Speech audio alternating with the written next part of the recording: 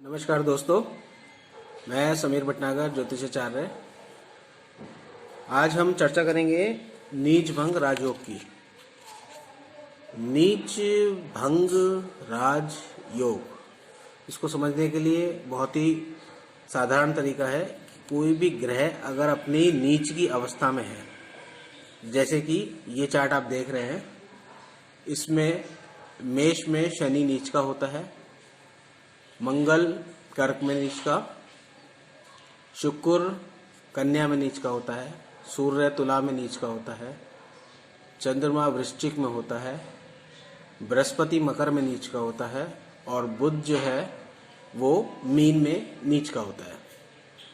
अब जब ये ग्रहों की स्थिति ये बन गई है और इससे हमें समझ में आता है कि ये नीच का योग बन रहा है और कुंडली के हिसाब से नीच का जब स्थिति बनती है तो वो ग्रह अपनी शक्ति नहीं दे पाता है। लेकिन इसी समय अगर ऐसी कोई युति बने जिसकी वजह से ये नीचता उसकी भंग हो जाए तो उसको नीच भंग राजयोग कहते हैं। स्थितियां बनती हैं नीच भंग राजयोग की। पहली, जब ग्रह जिस राशि में नीच का है, यदि उस राशि का स्वामी कुंडली में उच्च का हो तो यह नीच भंग राजयोग को उदय करता है। ठीक है। दूसरा, यदि नीच ग्रह उच्च के ग्रह के साथ युति करता है तो भी नीच भंग हो जाता है।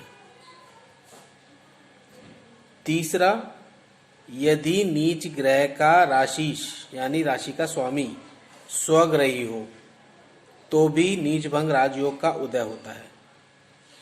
और अंतिम यह है कि फल दीपिका के अनुसार नीच ग्रह का राशिश उस ग्रह को पूर्ण दृष्टि से दृष्ट करता हो तो भी नीच भंग राजयोग होता है। और यदि यह नीच ग्रह अशुभ स्थान में हो तो अधिक अच्छा राजयोग नहीं होगा, लेकिन यदि सुस्थानों में हो तो यह बहुत ही उत्तम नीच राजभंग योग होता है। जैसे इस कुंडली में आप देख रहे हैं वो मेष में नीच का बैठा हुआ है, लेकिन अगर इसका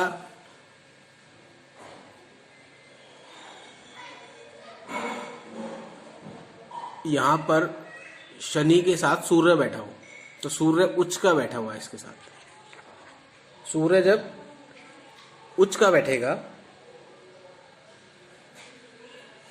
तब हो सकता है, या यहाँ पर मेष राशि का स्वामी मंगल, उसकी कुंडली में मंगल के साथ शनि बैठा हो तो ये उस भंगता को खत्म करता है। दूसरी बात हमें ये समझनी है, यदि नीच का ग्रह उच्च के ग्रह के साथ युति करता है तो भी नीच भंग हो जाता है। जैसे इस कुंडली में शुक्र नीच का है कन्या राशि में, लेकिन अगर ये बुध से युति कर ले, बुध और शुक्र साथ में बैठ जाएं तो शुक्र का नीच भंग हो जाएगा। इसका दूसरा एग्जाम्पल हम और समझ सकते हैं कि बृहस्पति मकर में नीच का है और यहां पर बृहस्पति किस भाव में बैठा हुआ है? शनि के। तो उस राशि का स्वामी शनि और बृहस्पति की युति बनती हो या शनि उसके साथ बैठे, तब ये नीच भंग उदय हो जाता है। तो इससे क्या होता है, ये एक स्पेशल राजयोग बनाता है।